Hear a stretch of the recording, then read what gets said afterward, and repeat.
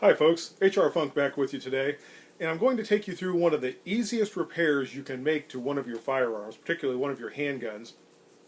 And this is also a repair that you're going to need to do periodically if you're firing your handgun a lot. Specifically, what I'm going to show you is how to replace a weak magazine spring. Now, why would you replace the spring instead of just buying a new magazine? Simply because it's much less expensive to get a new spring and replace it in your magazine than it is to buy a whole new magazine. You can usually get a new magazine spring for a couple $3, whereas a new magazine might run you as much as $40. So this is very easy if you have magazines that are otherwise good. The simplest thing to do when spring starts to get weak is to switch it out. Now, how do you know when it's time to replace your magazine spring?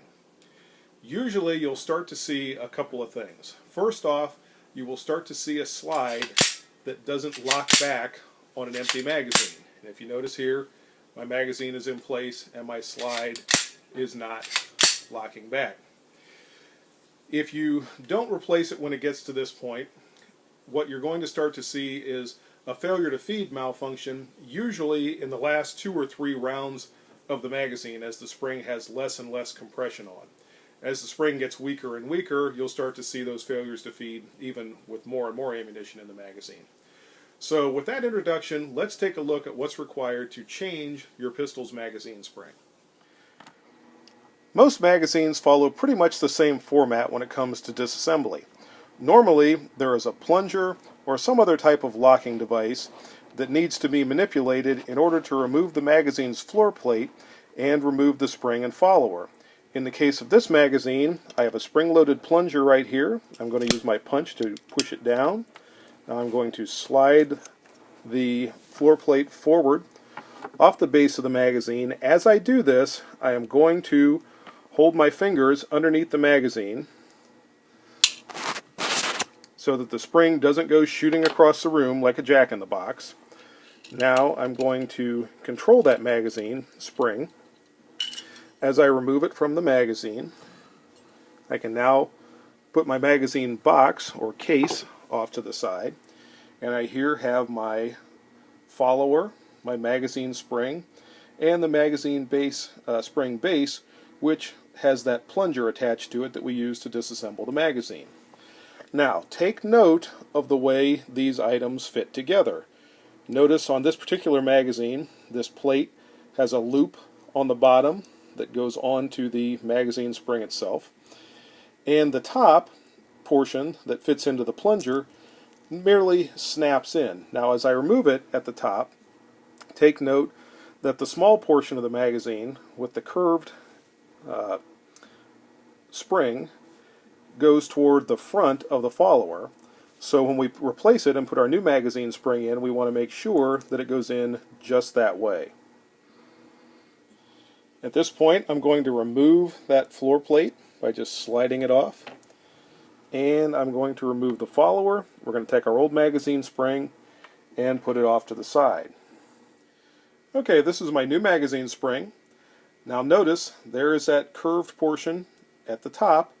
We want the front of our follower to go on there. So I'm going to put it on just like this.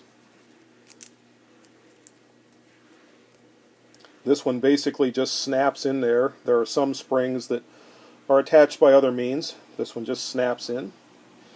And I'm going to get this base, making sure that the plunger stays pointed down, and put it onto that first loop of the spring right there. At this point, our magazine spring with the follower and the base is ready to go back inside the magazine case. I'm going to take my case, slide it into there, feed it back down inside. Be careful that this base, if you have one like this, is inside of the magazine case. Now I'm going to take my base pad, slide it back on,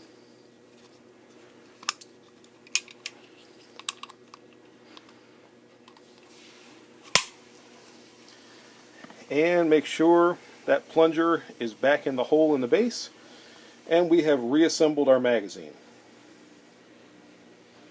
Make sure as you do this, the follower is back in the right way. You didn't accidentally put it in backwards. Let's put it back inside of our pistol now and see if that slide hold open issue is resolved. Okay, we're ready for our function test. I'm going to take the magazine with the newly replaced spring, put it into our pistol, cycle the slide, and we see that it now locks open properly on an empty chamber. The final step, of course, would be to actually go out and test fire the pistol, which I'll do later on. I hope you found this video helpful.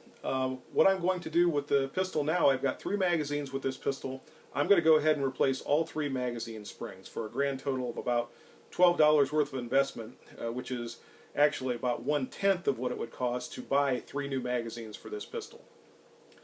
Again, I hope you found this helpful. If you have any questions or comments, leave them below. And until next time, good shooting. Bye-bye.